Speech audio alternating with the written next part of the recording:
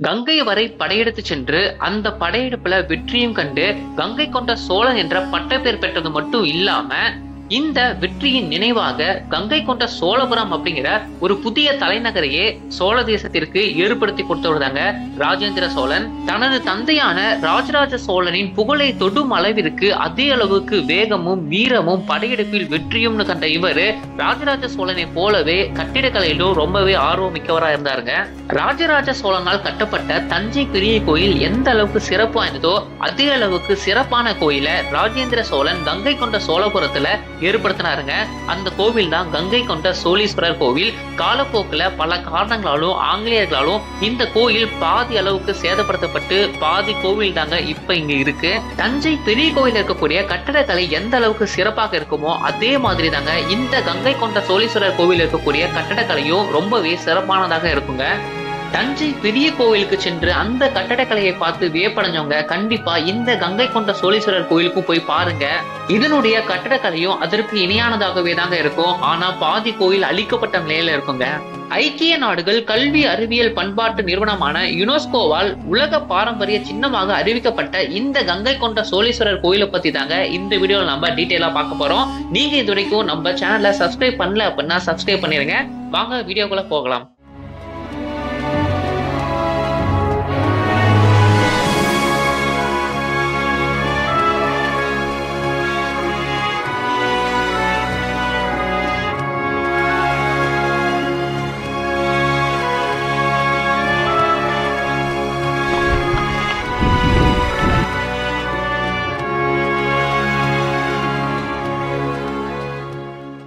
Hi friends, எல்லாருக்கும் வணக்கம்.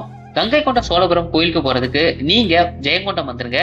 ஜெயங்கொண்டம்ல இருந்து 15 நிமிஷத்துக்கு ஒரு டைம் கங்கை கொண்ட சோழபுரம் கோயிலுக்கு போறதுக்கு பஸ் இருக்குங்க. பஸ் அடிக்கடி இருக்கனால எந்த பிரச்சனையும் கிடையாது. நீங்க உங்களுடைய சொந்த வாகனத்துல வரும் பொழுது ஜெயங்கொண்டம் வந்துட்டு ஜெயங்கொண்டம்ல இருந்து கூகுள் மேப் போட்டீங்கன்னா உங்களுக்கு மேப்ல வந்து கிளியரா காட்டும். நீங்க சீக்கிரமாவே அந்த இடத்துக்கு போயிடலாம். பஸ்ல போனாலும் 15 நிமிஷத்துல போயிட முடியும். இந்த கோவிலுக்கு நான் என்னோட நண்பர்களோட போயிருந்தேங்க. இதுதான் நான் ஃபர்ஸ்ட் டைம் இந்த கோவிலுக்கு போறது. போகும்போது சரியான மழைங்க, சூப்பரான கிளைமேட்டாவும் இருந்துச்சு. இந்த கோயிலுக்கு பக்கமா வந்துட்டு கோயிலுக்குள்ள போகும் பொழுது என்ட்ரில இருந்த கோபுரம் இல்லங்க.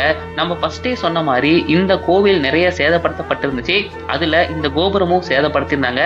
நாம கோவிலுக்குள்ள போகும்போது ஸ்ட்ரெயிட்டா நமக்கு கோயிலின் விமானம் நமக்கு டைரக்டா தெரிய ஆரம்பிச்சிருங்க. இந்த கோவிலுடைய கோபுரம் மட்டும் இல்லங்க, இந்த கோயிலுக்குள்ள இருக்கக்கூடிய பல இடங்கள் சேதப்படுத்தப்பட்டிருந்துச்சு. இதற்கு பல காரணங்கள் சொல்லியிருந்தாலுமே கூட பொதுவான காரணமா ஆங்கிலேயர்களை குறிப்பிடுறாங்க. ஆங்கிலேயர்கள் கொள்ளிடம் பாலம் கட்டுவதற்காக இந்த கோவிலின் கற்களை எடுத்துட்டு போயிட்டு பாலத்தை கட்டினதாக குறிப்பிடுறாங்க. இது எந்த அளவுக்கு உண்மை அப்படிங்கிறதும் நமக்கு தெரியாதுங்க. உடைக்கப்பட்ட கோபுரம் வழியாக இந்த கோயிலுக்குள்ள நாம போகும் பொழுது ஃபர்ஸ்ட் நமக்கு இந்த கோவிலின் கொடிமரம் இருக்குங்க. கொடிமரத்தை அடுத்து நந்தி சிலை இருக்கு. இந்த நந்தி சிலை 20 அடி உயரம் கொண்டு ரொம்பவே பிரம்மாண்டமா இருக்குங்க. இந்த நந்தி சிலை சோழர்களால் கட்டப்பட்டது இல்லைங்க. பிற்காலத்துல உடையார்பாளையத்தை ஆண்ட பாளையக்காரர்களால் கட்டப்பட்டிருக்கு. சோழர்களுக்கு பிறகு இந்த கோவிலை உடையார்பாளையத்தை ஆண்ட பாளையக்காரர்கள் தாங்க நிர்வகிச்சுட்டு வந்திருக்காங்க. இந்த கோவிலை தூய்மைப்படுத்துவதிலிருந்து இருந்து இந்த கட்டடக்கலையை பாதுகாத்து சிறு சிறு கட்டட வேலைகளையும் செஞ்சு இந்த கோவிலை சூப்பராகவே நிர்வாகம் பண்ணியிருக்காங்க அப்படின்னு சொல்லலாம். கோயிலுக்குள்ள நுழையும் முன்பாகவே நமக்கு துவார பாலகர்கள் சிலை பெரிதாக இருக்குங்க. இந்த துவார பாலகர்கள் ஒரு பாம்பை மிதிக்கிற மாதிரி இருக்கு. அந்த பாம்பு இருக்கிறதுலே பெரிய யானையை விழுங்குற மாதிரி கொடுத்துருக்காங்க. இதுல இருந்து இந்த துவாரபாலர்களோட சக்தி எந்த அளவுக்கு அதிகமானது அப்படிங்கிறத இங்க அவங்க குறிப்பிட்டிருக்காங்க. கோவிலின் கருவறையில் மிகப்பெரிய சிவலிங்கம் இருக்குங்க. இந்த சிவலிங்கத்தை நம்ம எந்த விதமான புகைப்படமும் எடுத்து பதிவு செய்யல. இந்த கோவிலில் இருக்கக்கூடிய சிவலிங்கம் 13 அடி 4 அங்குலம் உயரத்தில் இருக்குங்க. ராஜராஜ சோழனால் கட்டப்பட்ட தஞ்சை பெரிய கோயில் இருக்கக்கூடிய சிவலிங்கத்தை விட இந்த கோவிலின் கருவறையில் இருக்கக்கூடிய சிவலிங்கம் ரொம்ப பெருசுங்க. தஞ்சை பெரிய கோவிலின் விமானம் ரொம்பவே பெருசுங்க. ஆனா இந்த கோவில் இருக்கக்கூடிய விமானம் சிறியதுதாங்க. தனது தந்தை ராஜராஜ சோழனால் கட்டப்பட்ட தஞ்சை பெரிய கோவிலின் விமானத்தை விட பெரியதாக கட்டக்கூடாது அப்படின்னு ராஜேந்திர சோழன் எண்ணியதாக சொல்லப்படுது. ஆனா கருவறையில் இருக்கக்கூடிய சிவலிங்கத்திற்கு எவ்வித பாரபட்சமுமின்றி சிவலிங்கத்தை பெரியதாக வடிவமைச்சிருக்காருங்க. இதற்கு காரணம் சிவலிங்கத்தை கோவிலை இடிச்சா மட்டும்தான் எடுக்க முடியும் அப்படிங்கிற மாதிரி அவர் கட்டினதா சொல்லப்படுது. எதிர்காலத்துல இந்த கோவில் இருக்கக்கூடிய சிவலிங்கத்தை யாரும் எடுத்துடக்கூடாது அப்படின்னு கோவிலின் கருவறையில் நுழைவாயிலை விட சிவலிங்கம் பெரியதாக இங்க வடிவமைச்சிருக்காங்க. கோவிலின் கருவறையில் இருக்கக்கூடிய நுழைவாயிலை விட கருவறையின் உள்ள இருக்கக்கூடிய சிவலிங்கம் ரொம்ப பெரியதா இருக்கு அப்படிங்கிறப்ப இவங்க சிவலிங்கத்தை ஃபர்ஸ்ட் வச்சுட்டு அதுக்கப்புறம் தான் கோவிலுக்கான கருவறையும் விமானத்தையும் உருவாக்கியிருக்காங்க அப்படிங்கிறது இதன் மூலமாக நமக்கு புலப்படுதுங்க. கோவிலின் கருவறையில் இருக்கக்கூடிய சிவனை வணங்கிட்டு வெளியேறும் போது நமக்கு இடதுகை பக்கமாக மேல பார்க்கும் பொழுது ராஜராஜ சோழன் சிவனை வழிபடுவது மாதிரியான சிற்பம் இருக்குங்க. இதன் மூலம் ராஜேந்திர சோழன் தனது தந்தையான ராஜராஜ சோழன் மீது எந்த அளவுக்கு மரியாதை வச்சிருந்தாரு அப்படிங்கிறது இதன் மூலமா நமக்கெல்லாம் தெரியுது. மேலும் இந்த சிற்பம் மூலமாக ராஜராஜ சோழன் சிவனை எந்த அளவுக்கு விரும்பியிருக்காரு அப்படிங்கிறதும் நமக்கு தெளிவா புரியுதுங்க. இந்த கோவிலினுடைய விமானமும் தஞ்சை பெரிய கோவிலின் விமானமும் ஒரே மாதிரியாக இருக்க மாதிரி இருக்கும். ஆனா இரண்டும் ஒரே மாதிரி இல்லைங்க. தஞ்சை பெரிய கோவிலின் விமானம் நான்முகம் கொண்டதாக இருக்குங்க. இந்த கங்கை கொண்ட சோழபுரத்தில் இருக்கக்கூடிய கோவிலின் விமானம் எண்முகம் கொண்டதாகவும் அதை விட அகலமானதாகவும் இருக்கும். கோவிலின் கருவறையிலிருந்து வெளியே வந்து தெற்கு பக்கமாக போகும்போது நமக்கு இந்த இடத்த தென் கைலாயம் அப்படின்னு சொல்றாங்க. இப்ப இந்த இடத்துல எதுவுமே இல்லைங்க. ஆனா அந்த காலத்துல இந்த இடத்துலயும் கோவில்கள் இருந்ததாக சொல்லப்படுது. நம்ம முன்னவே சொன்ன மாதிரி ஆங்கிலேயர்கள் இங்க இருக்கக்கூடிய கற்கள் எல்லாத்தையும் எடுத்துட்டு போயிட்டதுனால இங்க எல்லாமே எதுவுமே இல்லாம வெறும் எம்டியான பிளேஸ் ஆக தாங்க இப்ப காட்சி அளிக்குது. இந்த கோவிலுக்கு வரக்கூடிய பக்தர்கள் நிழல்ல இளைப்பாறுவதற்காக இங்க 2 அடுக்கு மண்டபம் கூட கட்டப்பட்டதாக சொல்லப்படுதுங்க. ஆனா அதுவும் காலப்போக்குல கற்களுக்காக இந்த கோவிலின் மண்டபங்கள் எல்லாமே இடிக்கப்பட்டதாக சொல்லப்படுது. தஞ்சை பெரிய கோயில் இருக்கக்கூடிய விமானத்தை நம்ம பார்க்கும் பொழுது அது ரொம்ப பிரம்மாண்டமாகவும் கம்பீரமாகவும் இருக்க மாதிரி தோணுது அப்படின்னு சொல்லலாங்க. இந்த கோவில் இருக்கக்கூடிய விமானம் கட்டடக்கலையில ரொம்பவே நளினமாகவும் ரொம்ப அழகாகவும் கட்டப்பட்டதாக தாங்க நமக்கு தோணும். இந்த கோவில்ல பல்வேறு இடங்கள்ல கல்வெட்டுகள் இருக்குங்க. இந்த கல்வெட்டுகள் 11ஆம் நூற்றாண்டை சார்ந்த தமிழ் எழுத்துக்களால் எழுதப்பட்டிருக்கிறதா சொல்றாங்க. இன்னொன்னு என்னன்னா இந்த கோவில் இருக்கக்கூடிய கல்வெட்டுகள் எதுவுமே முழுமையாக இல்லைங்க.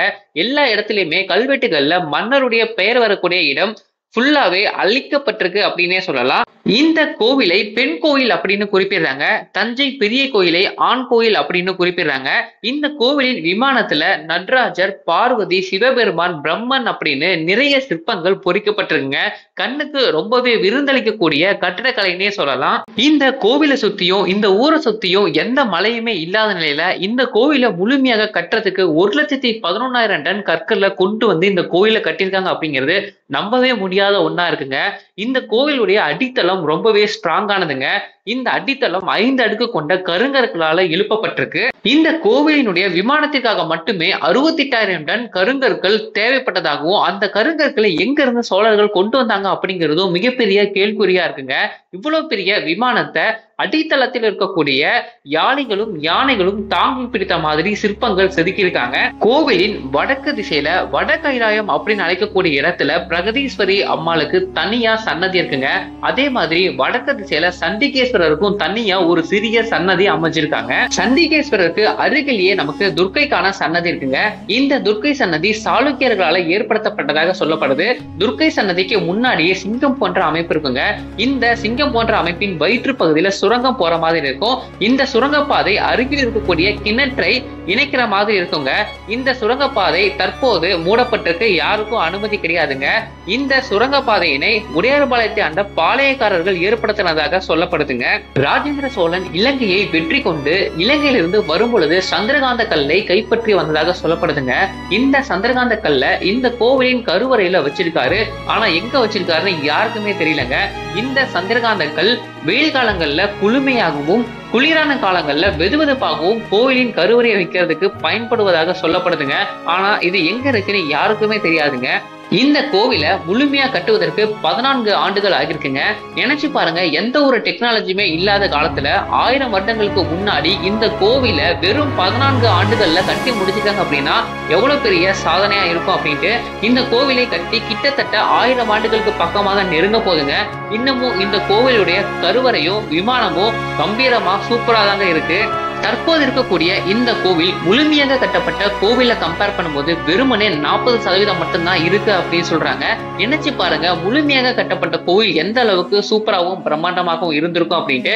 ஒருவேளை இந்த கோவில் முழுமையாக கட்டப்பட்டதுல இருந்து இதுவரைக்கும் சரியாக பராமரிச்சிருந்தா இந்த கோவிலும் தஞ்சை பெரிய கோவில் போலவே மிக சிறப்பு பெற்று பிரம்மாண்டமான ஒன்றாக இருந்திருக்கும் அப்படிங்கிறது மறுக்க முடியாத உண்மையாக தாங்க நம்ம சொல்லணும்.